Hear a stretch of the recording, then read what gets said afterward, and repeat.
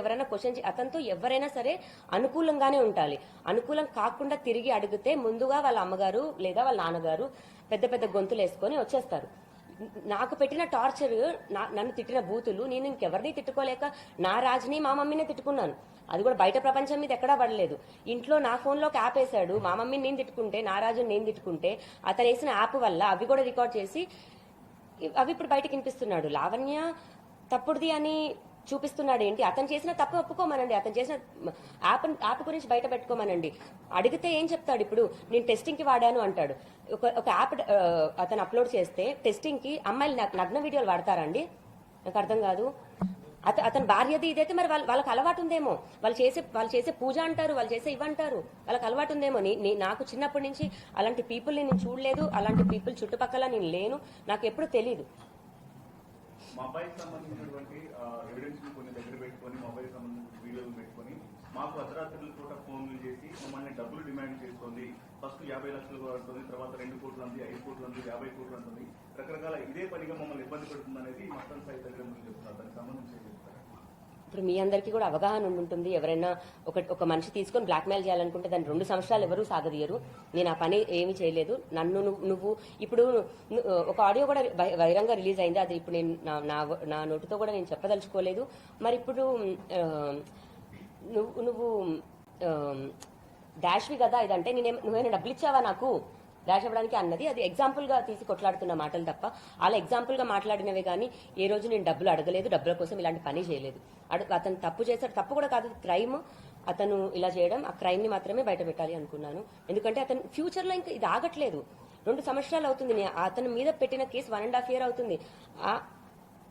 ఇదే ఇంట్లో కూర్చున్నాడండి, నేను బయట ఉన్నాను, ఇదే ఇంట్లో కూర్చొని కూడా అతను లాస్ట్ వీడియో చేసుకున్నాడు ఇంకో అమ్మాయితో మాట్లాడుతూ.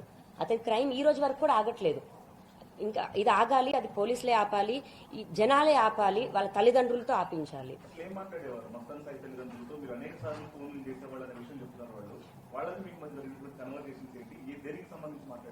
మీ కొడుకు ఇలా చేస్తున్నాడు, మీ కొడుకు ఇలా చేస్తున్నాడు. మొన్న కూడా నేను వాళ్ళ డాడీకి కాల్ చేశాను. అంకుల్, మీ కొడుకు మా ఇంట్లో ఉన్నాడు, దయచేసి వెళ్ళిపోమని చెప్పండి, దయచేసి వెళ్ళిపోమని చెప్పండి. ఒక్కదాని మీదే ఉన్నాను.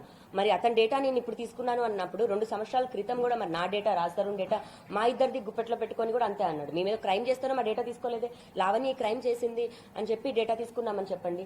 అండ్ ఇప్పుడు ఈ ప్రాసెస్ లో జరుగుతున్న కాల్స్ తీసుకొచ్చి లావణ్య తప్పుడుది అంటే మెయిన్ మోటివ్ మస్తాన్ సాయి చేసిన వీడియోస్ అని నేను అంటాను. లావణ్య ఇది అని అతన్ని చెప్పమనండి, ప్రూవ్ చేయమనండి.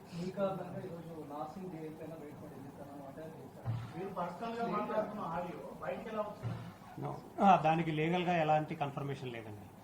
ఫోరెన్సిక్ పంపించండి. నా అరెస్ట్ కి నేను ప్రిజన్ నుంచి బయటకు వచ్చాక నాకు ఇప్పుడు బేసిక్ ఎటువంటి సపోర్ట్ లేదండి. అండ్ రాజ్ని కూడా ఎప్పుడు ఇన్వాల్వ్ చేయలేదు. రాజ్ తరుణ్ కూడా బేసిక్ లాయర్ ని కూడా ఎప్పుడు నాకు పెట్టలేదు. ఎగ్జాంపుల్ సో నేను బయటకు వచ్చాక నా ప్రయత్నం నేనే చేసుకోవాలి. సో నిజాలు ఏంటి అని మళ్ళీ నేను మస్తాన్ సాయిని అడిగేదాన్ని. మస్తాన్ సాయి అదే అండి, నేను సెప్టెంబర్లో, లాస్ట్ ఇయర్ సెప్టెంబర్లో ఆ ప్రాసెస్ ఏం జరుగుతుందంటే నన్ను అరెస్ట్ చేయించింది త్రూ డిఐగా అని మస్తాన్ సాయి నాకు చెప్పినప్పుడు, త్రూ డిఐగానే అరెస్ట్ చేయించామని చెప్పినప్పుడు వీడియో కాల్లో నాకు మస్తాన్ ఉన్నాడు. నేను కాల్ చేస్తున్నాను, ఆఫీసర్తో నేను మాట్లాడుతున్నాను, ఆయన నాకు కలిసి చెప్తాను అన్న ఒక మాటకి మీరు కలిసి చెప్తా అన్నారు కదండి ఏంటి అని అడిగితే ఆయన నేను ఇప్పుడు బయట ఉన్నాను, పార్టీలో ఉన్నాను అని అన్నప్పుడు నేను అది నిజం నాకు రావాలి. ఇప్పుడు నేను అతనితో పర్సనల్ గా మాట్లాడుకున్న ఒక కాల్ అయితే మస్తాన్ సాయిని వీడియోలో పెట్టుకొని మాట్లాడాల్సిన అవసరం లేదండి. ఇప్పుడు అతను వాళ్ళ డాడీ మేము పోలీసులకి డబ్బులు ఇచ్చాము, ఇతనికి అంత ఇచ్చాము, ఛార్జ్షీట్ మార్పించుకుంటున్నాము అని అతని దాంట్లో అతను చెప్పుకున్నప్పుడు నేను తప్పించుకోవడానికి నేను ఒకటి చెప్పుకోకూడదా? నేను ఒక్కదాన్ని ఆడుతున్నాను, ఆడదాన్ని, 10 మంది ఉన్నారు దీని చుట్టూ. నేను ఆ కోణంలో చెప్పుకున్న ఒక దాంట్లోనే అది కూడా మస్తాన్ సాయి ఎదురుగా ఉన్నాడు, అప్పుడే మాట్లాడిన కాల్ని దాన్ని కూడా తప్పుగా తీసుకొచ్చారు. అది కూడా నేను ప్రూవ్ చేసుకోగలను, ఎందుకంటే ఎదురుగా కాల్లో ఫుల్ కాల్ అదే హార్డ్ డిస్క్ లో ఉంది. దాన్నే పోలీసులు కూడా బయటకు వదిలితే బాగుంటుంది. అందులో మస్తాన్ సాయితో వీడియో కాల్లో ఉన్నాను నేను, పోలీస్ ఆఫీసర్తో కాదు. వీడియోలో ఉన్నటువంటి యువకులు ఎవరైతే ఉన్నారో వాళ్ళకి సంబంధించి మీరు వాళ్ళతో టచ్ లోకి వెళ్ళారా? కొన్ని అభియోగాలు కూడా వస్తున్నాయి, మాకు ఎటువంటి ఇబ్బంది లేదు, మమ్మల్ని అనవసరంగా ఇబ్బందులు గురి చేస్తుందని చెప్పని వేరే వాళ్ళ నుంచి ఆడియో కాల్స్ కూడా వాళ్ళు లీక్ చేసినటువంటి సందర్భం కూడా ఉంది. అమ్మాయి మిగతా బాధ్యతలతో కూడా వాళ్ళు మాట్లాడారా, వాళ్ళ రెస్పాన్స్ ఎట్లా ఉంది, ఏమనిపించింది, ఏం చెప్తారు? ఇప్పుడు అక్కడ మీరే అన్నారు ఇప్పుడు మిగతా బాధితులని. మరి అదే మస్తాన్ సాయి ఓన్లీ ఒక అమ్మాయి ఇద్దరు అమ్మాయిలు అని మీరు అంటున్నారు. మరి అందులో ఉన్న వైఫ్ వాళ్ళ గర్ల్ ఫ్రెండ్ ఇదే అయితే మరి మిగతా బాధితులు ఉన్నట్టే కదండి. మరి ఆ బాధితుల్ని బయటికి రమ్మనండి, బయటకు వచ్చి చెప్పమనండి, నేను కూడా ప్రూవ్ చేసుకుంటాను. వాళ్ళే నాకు ఫోన్ చేసి ఆ వీడియోలు డిలీట్ చేయాలి లావణ్య, ప్లీజ్ ఆ డిలీట్ చేసేదానికి నువ్వు హెల్ప్ చేయి, ఎందుకంటే వాడు ఎంత సైకోనో మాకు తెలుసు. అండ్ చాలా మంది అమ్మాయిలు వీడి దాడి తట్టుకోలేకే ఫారెన్కి వెళ్ళిపోయారు.